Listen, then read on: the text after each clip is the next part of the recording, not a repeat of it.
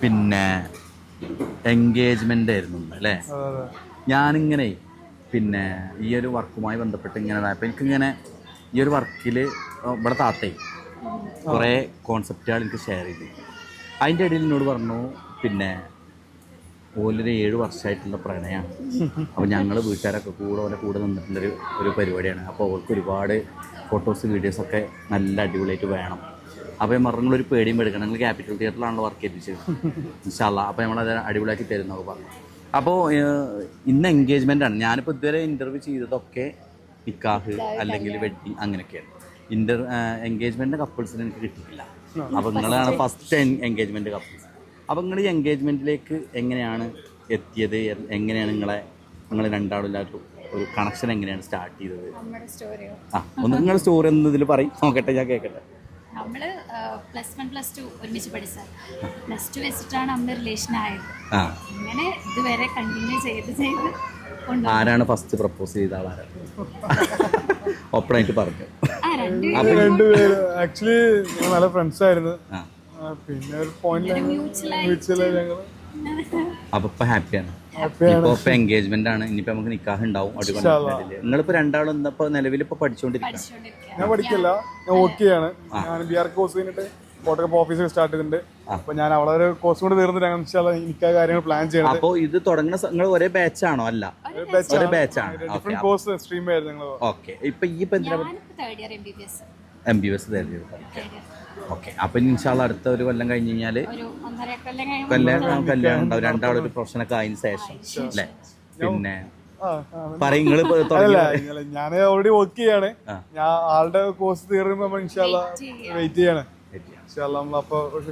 എന്തായാലും ഇപ്പൊ രണ്ട് ഫാമിലിയും പിന്നെ പ്രകാരം ഇപ്പൊ നിങ്ങൾ എൻഗേജ്മെന്റ് ആയി. ഇനിയിപ്പോ നമ്മള് നിക്കാഹിലേക്കൊക്കെ പോവും. പിന്നെ അപ്പൊ ഇനി എനിക്ക് ചോദിക്കാനുള്ള എന്താ വെച്ച് കഴിഞ്ഞാൽ, ഇപ്പൊ സ്വാഭാവികമായിട്ടും നിങ്ങളെ വീട് ഒതുക്കുങ്ങലാണ്, നിങ്ങൾ കോട്ടക്കലാണ്, രണ്ടത്താണിയാണ്. ഞങ്ങൾ കിടക്കുന്നത് പെരിന്തൽമണ്ണയിലാണ്.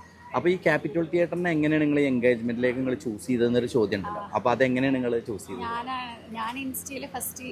ഒന്നും ഇങ്ങോട്ടേക്ക് വെച്ചത് നമുക്ക് ആവശ്യമുള്ള സാധനമാണ്.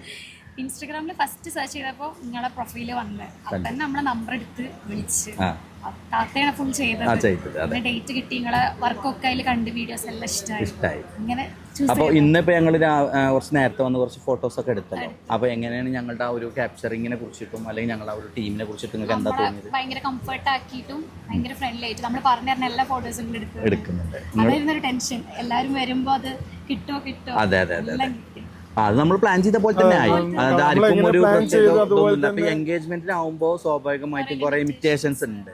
അപ്പൊ നമ്മൾ പ്ലാൻ ചെയ്തപ്പോൾ നമുക്ക് എന്താ വെച്ച് കഴിഞ്ഞാൽ രണ്ട് കൂട്ടർക്കും, നിങ്ങൾക്കും കപ്പിൾസിനും ഫാമിലിക്കും ഒന്നും ഒരു ബുദ്ധിമുട്ടില്ലാതെ എടുത്തു. പിന്നെ എൻഗേജ്മെന്റ് എന്താ വെച്ച് കഴിഞ്ഞാൽ എൻഗേജ്മെന്റ് കഴിഞ്ഞിട്ട് ഈ സ്റ്റേജിൽ നിന്നുള്ള ഫോട്ടോ എടുക്കുക എന്ന് പറഞ്ഞാൽ സ്വാഭാവികമായിട്ടും നമുക്കത് ഓക്കെ ആയിരിക്കും, പക്ഷെ കാണുന്ന ആളുകൾക്ക് ഒരു ബുദ്ധിമുട്ടായിരിക്കും. പക്ഷെ അത് നമ്മൾ തരണം ചെയ്ത് എന്ത് ചെയ്ത് നമ്മൾ ഫസ്റ്റ് എടുത്തു.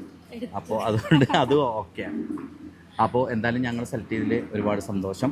ഞങ്ങൾക്ക് നല്ലൊരു കപ്പിൾസാണ്. ഇനിയിപ്പോൾ നിങ്ങളെ നിക്കാഹ് ഞങ്ങൾക്ക് വരുമെന്നാണ് ഞങ്ങൾ പ്രതീക്ഷിക്കുന്നത്. അത് കഴിഞ്ഞിട്ട് വെഡ്ഡിങ് ഉണ്ടാവും ഇൻഷാ അല്ലാഹ്. അപ്പോൾ നിങ്ങളെല്ലാവരും നല്ല ഉഷാറായിട്ട് പോട്ടെ, എൻ്റെ പഠിപ്പ് നല്ല ഉഷാറായിട്ട് പോട്ടെ. നിങ്ങൾ എന്താണോ ആഗ്രഹിച്ചത് അവിടേക്ക് നിങ്ങൾ രണ്ടുകൂടെ എത്തട്ടെ. ഓക്കെ. അപ്പോൾ ഞങ്ങളോട് ഇതുവരെ സഹകരിച്ചതിന് ക്യാപിറ്റൽ തിയേറ്ററിനോട് ഇത്രയും സമയം കോർപ്പറേറ്റ് ചെയ്തതിന് ഒരുപാട് നന്ദി. ഞാൻ ഇവൻ്റെ പേര് എനിക്ക് പെട്ടെന്ന് കിട്ടില്ല. അപ്പോൾ ഞാൻ വേറെ തിഷാം എന്ന് പറഞ്ഞിട്ടൊരു ബ്രൈഡ് ഉണ്ടായിരുന്നു എനിക്ക്. അത് തൊടുപുഴയിലുള്ളതാണ്. അവള് കല്യാണം കഴിച്ചിട്ടുള്ളത് വിജയവാഡി എന്നാണ് ചെക്കൻ. അപ്പോൾ ഞാൻ എന്ത് ചെയ്തു, തിഷാം. അപ്പൊ ഞാനതിങ്ങനെ കാൽക്കുലേറ്റ് ചെയ്തിട്ട് പേര് ആദ്യം ആര് കേൾക്കുമ്പോഴും ഇൻട്രസ്റ്റ് ചോദിക്കും. അതെ, ഒരു അങ്ങനെ കൂടുതൽ ആളുകൾ തന്നെ പറയുമ്പോ ഇത്തിഷാമാണ് എന്താ പറയണമെന്നുള്ള ഡൗട്ട്. കാരണം ഓരോരുത്തരും ഇത് പ്രൊണൗൺസ് ചെയ്യുന്നത്. അപ്പൊ ശരിക്കും പേര് ഇത്തിഷാം എന്നാണ്, എല്ലാരും ഇത്തിഷാം എന്നൊക്കെ വിളിക്കും. തിഷാമെന്ന് വിളിക്കാനാണ് എളുപ്പം. ഓക്കെ, എന്തായാലും ഒരു വെറൈറ്റി പേരാണ്. ഓക്കെ. അപ്പോൾ നല്ലൊരു അടിപൊളി ബ്രൈഡിന്റെ എൻഗേജ്മെന്റ് കഴിഞ്ഞിരിക്കുകയാണ്. അപ്പോൾ എല്ലാവരും ഹാപ്പിയാണ്, നിങ്ങളും ഹാപ്പിയാണ്. Okay, thank you for service. Thank you so much.